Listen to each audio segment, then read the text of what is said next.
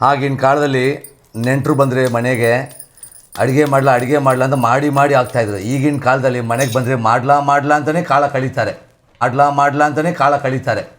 ಏನಿಲ್ಲಪ್ಪ, ಬರೋರು ಹೊಟ್ಟೆ ತುಂಬ ಊಟ ಮಾಡ್ಕೊಂಡು ಹೋಗ್ಲಿ. ಸದ್ಯ ಏನು ಎತ್ಕೊಂಡು ಹೋಗೋದು ಯಾವುದಿಲ್ಲ. ಬರೋವಾಗ ಏನು ಎತ್ಕೊಂಡ್ ಬಂದಿಲ್ಲ, ಹೋಗೋವಾಗ ಏನು ಎತ್ಕೊಂಡು ಹೋಗಲ್ಲ. ಹೊಟ್ಟೆ ತುಂಬ ಊಟ ಸಾಕು ಅಂತ ಹೇಳೋದು ಅದು ಒಂದೇ ಅಲ್ಲ. ಹೌದು, ಹೊಟ್ಟೆ ತುಂಬ ಮನೆಗೆ ಬರೋರಿಗೆ ಊಟ ಹಾಕಿ ಖಂಡಿತ ಪುಣ್ಯ ಸಿಗುತ್ತೆ. ನೀವು ಚೆನ್ನಾಗಿರ್ತೀರ, ನಿಮ್ಮ ಜೀವನನೂ ಚೆನ್ನಾಗಿರುತ್ತೆ. ಸ್ನೇಹಿತರೆ ನಮಸ್ಕಾರ. ಬಿಸಿ ರಾಗಿ ಮುದ್ದೆ, ನಾಟಿ ಕೋಳಿ ಸಾರು. ಈಗ ಸುಮಾರು ಜನಕ್ಕೆ ನೆಗಡಿ ಕೋಲ್ಡ್ ಆಗಿದೆ. ನಾಟಿ ಕೋಳಿ ಸೂಪು ಸಾರು ತಿಂದರೆ ಖಂಡಿತ ರಪ ಅಂತ ಹೊಟ್ಟೋಗುತ್ತೆ. ಒಂದು ಮಾತು ಅರ್ಥ ಮಾಡ್ಕೊಳ್ಳಿ, ಮನೆಗೆ ಯಾರೇ ಬರಲಿ ಹೊಟ್ಟೆ ತುಂಬ ಊಟ ಹಾಕಿ. ಬಿಸಿ ಕಾಯೋ ಕುಕ್ಕರಲ್ಲಿ ರಪ್ಪ ಅಂತ 2 ಸ್ಪೂನ್ ಎಣ್ಣೆ ಬಿಡ್ತಾರೆ. ಕಾಳು ಮೆಣಸು, ಚಕ್ಕೆ, ಲವಂಗ, ಸಾಂಬಾರು ಈರುಳ್ಳಿ, ಬೆಳ್ಳುಳ್ಳಿ, ಶುಂಠಿ, ನಾಟಿ ಕೋಳಿ ಅಷ್ಟು ಹಾಕಿ, ಉಪ್ಪು ಹಾಕಿ, ಅರಿಶಿನ ಹಾಕಿ 1-2 ವಿಸಿಲ್ ಕೂಗಿಸ್ಕೊಳ್ಳಿ.